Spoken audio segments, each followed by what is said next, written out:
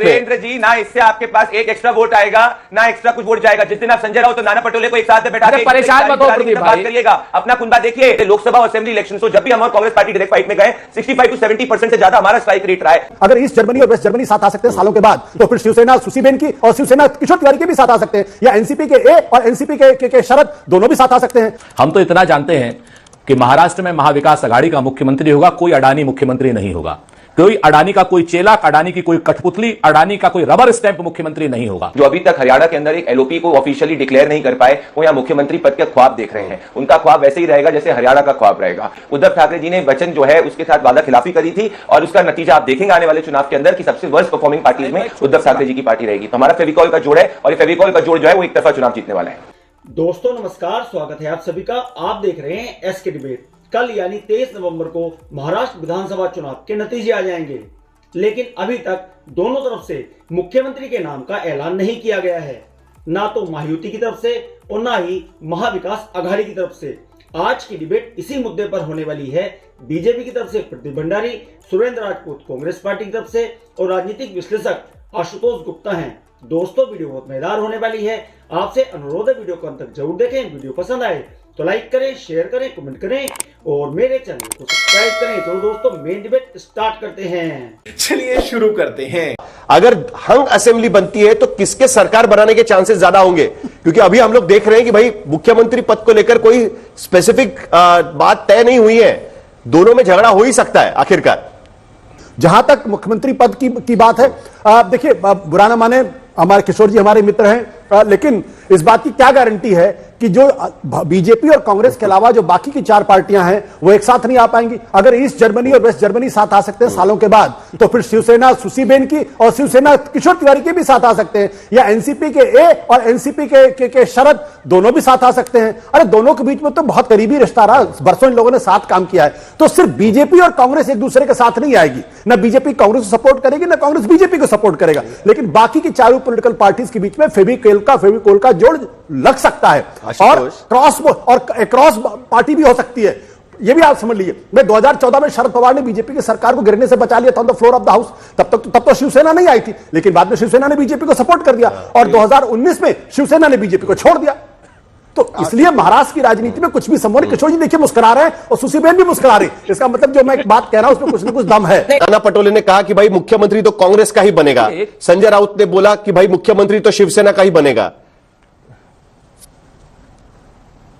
अबे जल्दी बोल, कल सुबह पनवेल निकलना है। नहीं तो आप साहिल भाई, क्या आप चाहते हैं कि पॉलिटिकल पार्टियां अपनी बात भी नहीं रखें? हम तो अपनी बात रख रहे हैं। हमने ये तो नहीं कहा ना नाना पटोले ने कि मैं मुख्यमंत्री बनूंगा, या संजय राउत साहब ने ये तो नहीं कहा कि मैं मुख्यमंत्री बनूंगा। हर पार्टी के पास में हमारे पास एक से अधिक मुख्यमंत्री पद के दावेदार हैं। कांग्रेस के पास नाना साहब पटोले हैं, वर्षा गायकवाड़ है, बाला साहब थोराट हैं, सभी लोग हैं हमारे पास मुख्यमंत्री पद के दावेदार। क्या कांग्रेस अभी से बोल रही है, नाना पटोले बोल रहे हैं कि कांग्रेस का मुख्यमंत्री बनेगा? जवाब मिल रहा है संजय राउत की तरफ से कि नहीं भाई शिवसेना का ही मुख्यमंत्री बनेगा। यह लड़ाई में कहीं बीजेपी, शिवसेना और एनसीपी जाके सरकार बनाने का दावा ना पेश कर दे। अबे जल्दी बोल, कल सुबह पनवेल निकलना है। देखिए साहिल भाई, आप तो महाराष्ट्र में बैठे हैं, महाराष्ट्र की रग रग से वाकिफ हैं। हम तो इतना जानते हैं कि महाराष्ट्र में महाविकास आघाड़ी का मुख्यमंत्री होगा, कोई अडानी मुख्यमंत्री नहीं होगा। कोई अडानी का कोई चेला, अडानी की कोई कठपुतली, अडानी का कोई रबर स्टैंप मुख्यमंत्री नहीं होगा। चड्ढा समझाओ इसे, समझाओ। इस बात को हम आपको आश्वस्त कर सकते हैं। हमारे यहां से तीनों पार्टियों आपस में डिसाइड कर लेंगी, बैठ करके बता देंगी कि ये हमारे विधायक दल ने इस आदमी को नेता चुना है, ये हमारा नेता है। लेकिन हां, भारतीय जनता पार्टी में जो सिर्फ फुटअव्वल हो रही है, देवेंद्र फडणवीस कह रहे हैं कि हम बनेंगे, अजीत दादा कह रहे हैं हम बनेंगे, वो क्या नाम उनका एकनाथ शिंदे साहब कह रहे हैं हम बनेंगे, अमित शाह कह रहे हैं अभी तक मुख्यमंत्री कोई नहीं है, एकनाथ शिंदे अब नहीं है। तो इन सारी चीजों को लेकर के जिस तरीके से भारतीय जनता पार्टी में सर फुटअव्वल, बयानबाजी तो राजपूत जी आपकी तरफ से आई है, महायुति ने अब तक कुछ बोला नहीं है। बयानबाजी तो आपकी तरफ से आई है, नाना पटोले का दावा, उस पर प्रतिदावा संजय राउत का। कि महाराष्ट्र का सारा खेल 2019 में प्रदीप भंडारी मुख्यमंत्री पद को लेकर ही तो बिगड़ गया था। कई सारे बीजेपी नेता कह रहे हैं कि नंबर पे डिपेंड होगा। अगर बीजेपी 90 का नंबर क्रॉस करती है तो दावा वही डाल देंगे मुख्यमंत्री पद पर। फिर आपकी सहयोगी पार्टियां बोलेंगी कि भाई हमें तो वचन दिया था और कहीं गड़बड़ ना हो जाए उसको लेकर। तो इस सब की तैयारी तो करके रखी है ना 23 तारीख के बाद। हमारे विपक्षी दल बड़ी बड़ी बातें कर रहे हैं सुरेंद्र राजपूत जी, जो अभी तक हरियाणा के अंदर एक एलओपी को ऑफिशियली डिक्लेयर नहीं कर पाए, वो यहाँ मुख्यमंत्री पद के ख्वाब देख रहे हैं। उनका ख्वाब वैसे ही रहेगा जैसे हरियाणा का ख्वाब रहेगा। गजब बेइज्जती है। साहिल जी, पूर्ण बहुमत की महायुति की सरकार बनने जा रही है। महाराष्ट्र के अंदर ऐतिहासिक रूप से वोटिंग हुई है। महाराष्ट्र के अंदर महिलाओं की वोटिंग संख्या जो हम फीडबैक ग्राउंड से कलेक्ट कर रहे हैं, वो काफी बम्पर वोटिंग महिलाओं की हुई है। जो हमारे सोर्सेज ग्राउंड से कह रहे हैं कि ग्राउंड पे लाडकी बहना योजना के तहत महिलाओं ने महायुति को काफी समर्थन किया है। साहिल जी, हमारा एकनाथ शिंदे जी के साथ जोड़ फेविकॉल का जोड़ है। आप निश्चिंत रहिए, 26 के पहले एनडीए महायुति की सरकार बनेगी। उद्धव ठाकरे जी ने वचन जो है उसके साथ वादा खिलाफी करी थी और उसका नतीजा आप देखेंगे आने वाले चुनाव के अंदर कि सबसे वर्स्ट परफॉर्मिंग पार्टीज में उद्धव ठाकरे जी की पार्टी रहेगी। तो हमारा फेविकॉल का जोड़ है और ये फेविकॉल का जोड़ जो है वो एक तरफा चुनाव जीतने वाला है।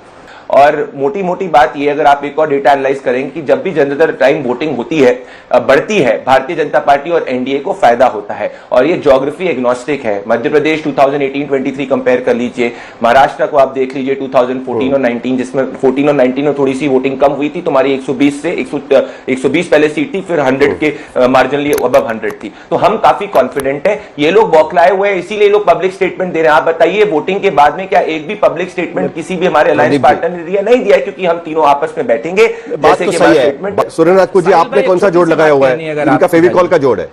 हाँ, इन्होंने बता दिया, आज ही बता दिया कि इनकी सरकार नहीं बन रही है। प्रदीप भंडारी चुनाव हार चुके। इन्होंने कहा कि एकनाथ शिंदे के साथ फेविकोल का जोड़ है। अजीत दादा पवार को इन्होंने पहले ही दूध में मक्खी की तरीके से बाहर निकाल दिया। या तो ये कह रहे हैं कि अजीत पवार के पास एक भी सीट नहीं आ रही है, और या फिर इन्होंने अजीत पवार को डंप कर दिया है। चुनाव के बाद किस तरीके से ये लोग डंप करते हैं ये आपने देख लिया है। और हमारा तो आज से लेकर के हमारी तो जो गठजोड़ है वो जनता के लिए है, किसानों को सोयाबीन की फसल का एमएसपी देने के लिए है, बेरोजगारों को रोजगार देने के लिए है, और जो क्या नाम फैक्ट्रियां गुजरात गई उनको वापस लाने के लिए। लेकिन ये जरूर तय हो गया, इन्होंने बहुत स्पष्ट रूप से कह दिया, अभी इस वक्त प्रदीप भंडारी ने साफ साफ कह दिया साहिल भाई कि साहब अजीत दादा पवार के साथ कोई फेविकोल का जोड़ नहीं है। अजीत दादा पवार का प्रवक्ता अगर यहां पर कोई हो तो वो भी देख ले, और नहीं तो अजीत दादा पवार देख ले या ब्रजमोहन श्रीवास्तव देख ले। सुरेंद्र जी, ना इससे आपके पास एक एक्स्ट्रा वोट आएगा, ना एक्स्ट्रा कुछ वोट जाएगा। जिस दिन आप संजय राउत तो नाना पटोले को एक साथ में बैठा के परेशान मत हो प्रदीप भाई, बात करिएगा, अपना कुनबा देखिए। बड़ी बात यह साहिल जी कि 75 सीट में हम और कांग्रेस पार्टी डायरेक्ट फाइट में है। आप इलेक्शन उठा के देख लीजिए, पिछले 50 इलेक्शन में अक्रॉस स्टेट्स में जितनी भी डायरेक्ट फाइट, भले लोकसभा और असेंबली इलेक्शन हो, जब भी हम और कांग्रेस पार्टी डायरेक्ट फाइट में गए 65 to 70% से ज्यादा हमारा स्ट्राइक रेट रहा है। इस बार भी हमें कॉन्फिडेंस है कि जो महिलाएं निकली हैं वो 70% तक हमारे साथ में आएगी। तो कोई मोए के धागे नहीं होगा। फेविकोल का जोड़ है, जितने ज्यादा लोग आना चाहते हैं आ जाइए। यही नहीं, अभी और सुनिए। मैं वापस से कहूंगा, फेविकॉल का जोड़ है, ऐसा जोड़ है जिसको कोई नहीं तोड़ सकता। अब अगर किशोर तिवारी जी को समझ में आ चुका है कि कांग्रेस पार्टी के साथ में उनको बहुमत नहीं मिलने वाली है, इसीलिए वो इस पैनल के ऊपर फीलर्स भेजने का प्रयास कर रहे हैं। किशोर जी, आप घबराइए मत, महायुति 150 सीट से क्रॉस करने वाली है। उसके बाद अगर आपको अपना हृदय परिवर्तन करना है तो अपना हृदय परिवर्तन कर सकते हैं। मजा आया। देखा दोस्तों, आपने प्रदीप भंडारी, सुरेंद्र राजपूत और आशुतोष गुप्ता तीनों को सुना। आप किसकी बात से सहमत हैं? दोस्तों, वीडियो को लास्ट तक देखने के लिए दिल से धन्यवाद। और वीडियो के बारे में आपकी क्या राय है कमेंट सेक्शन में कमेंट करके बताएं। और अगर वीडियो पसंद आई तो लाइक करें, शेयर करें, कमेंट करें और मेरे चैनल को सब्सक्राइब करें। तो दोस्तों, मिलते हैं अगली वीडियो में। जय हिंद, वंदे मातरम, जय श्री राम।